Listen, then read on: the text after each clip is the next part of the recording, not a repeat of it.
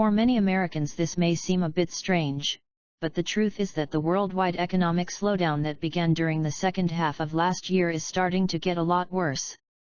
In this article, we are going to examine evidence of this from South America, Europe, Asia, and North America. Once we are done, it should be obvious that there is absolutely no reason to be optimistic about the direction of the global economy right now. The warnings of so many prominent experts are now becoming a reality, and what we have witnessed so far are just the early chapters of a crushing economic crisis that will affect every man, woman, and child in the entire world. Let's start with Brazil. It has the 7th largest economy on the entire planet, and it is already enduring its worst recession in 25 years. In fact, at the end of last year Goldman Sachs said that what was going on down there was actually a depression. But now the crisis in Brazil has escalated significantly. I want to share with you an excerpt from a recent article entitled "Brazil, Economic Collapse Worse Than Feared." I know, that title sounds like it comes directly from the Economic Collapse blog, but I didn't write it. Amid political chaos, Brazil's economic collapse is worse than its government once believed. In the midst of rising calls to impeach President Dilma Rousseff, Brazil's central bank announced Thursday that it now expects the country's economy to shrink 3.5% this year. That's worse than the central bank's previous estimate for a 1.9% contraction. The darker forecast matches what the International Monetary Fund projected for Brazil, Latin America's largest country, and what many independent economists have suspected. And of course I have been warning about the crisis down in Brazil for quite some time now. For much more on this, please see my previous article entitled "The Economic Collapse of South America is Well Underway." Meanwhile, things are actually much worse in Venezuela than they are in Brazil. Food and basic supplies are in short supply, the inflation rate has hit 720%, and crime is completely out of control. The following is from an article in The Independent entitled "Venezuela is on the brink of complete economic collapse." The only question now is whether Venezuela's government or economy will completely collapse first. The key word there is completely. Both are well into their death throes.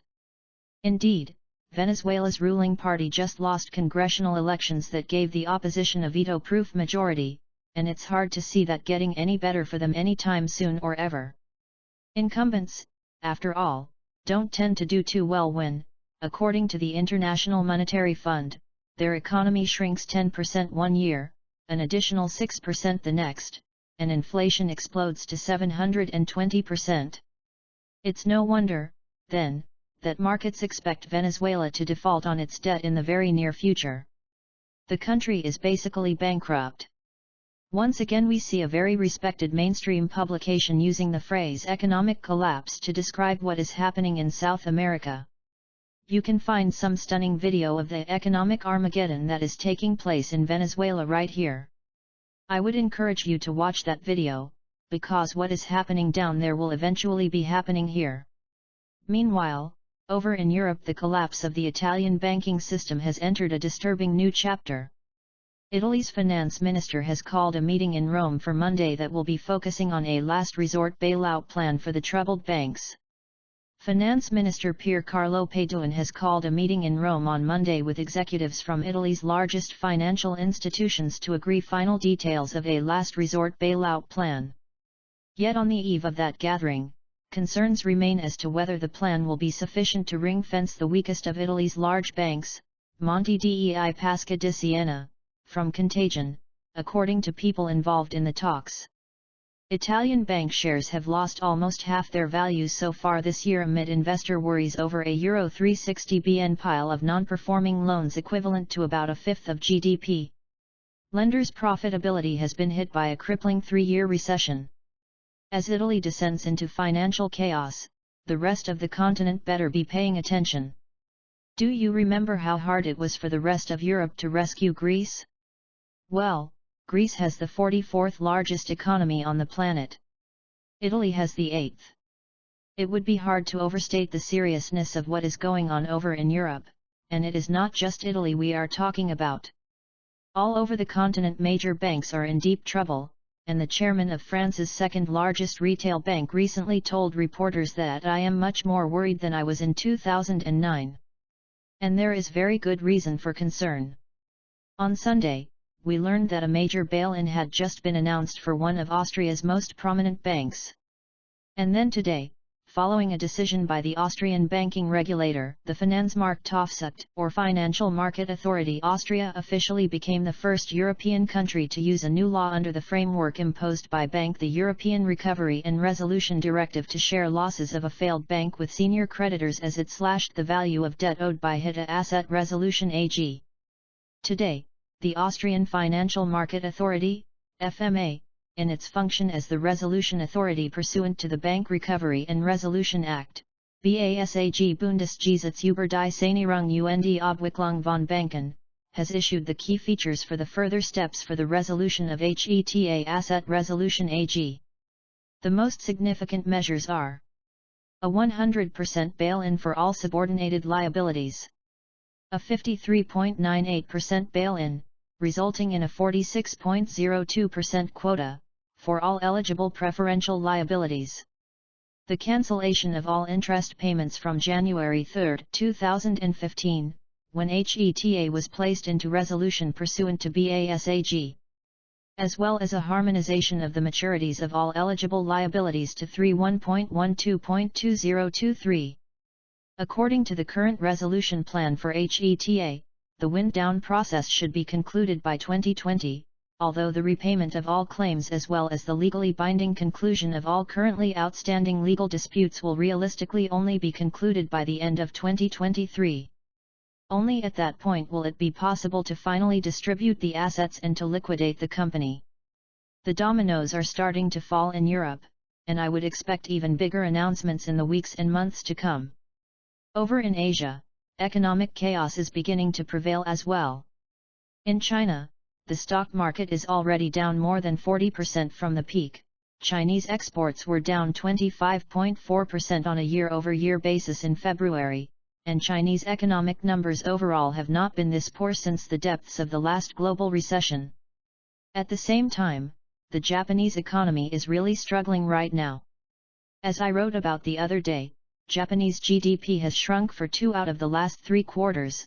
We just saw Japanese industrial production experience the biggest one-month decline that we have witnessed since the tsunami of 2011, and business sentiment has fallen to a 3-year low. The Nikkei has dropped by about 5,000 points from where it was last summer, and some analysts believe that Japanese markets are being destroyed due to massive intervention by the Bank of Japan. Here in the United States, we haven't been hit quite as hard as the rest of the world just yet, but there are lots of very disturbing warning signs all around us. At the end of last week, we learned that it is being projected that U.S. GDP will have grown by just 0.1 or 0.2% during the first quarter of 2016. And on Monday corporate earnings reporting season begins, and it is expected to be a very, very bad one. The following comes from Business Insider. We are about to get confirmation that earnings growth for America's biggest companies was negative in the first quarter, compared to the same period a year ago. When aluminum giant Alcoa releases its results on Monday, it will mark the unofficial start of the heaviest reporting season for S&P 500 companies. If these projections turn out to be accurate, it will be the 4th quarter in a row of earnings declines. This is something that we never see outside of a recession. And for a whole bunch more numbers which indicate that the U.S. economy is in very serious trouble, please see my previous article entitled 19 Facts That Prove Things in America Are Worse Than They Were 6 months ago. Of course, I am just another voice in the crowd when it comes to predicting that the U.S. economy is headed for rough times.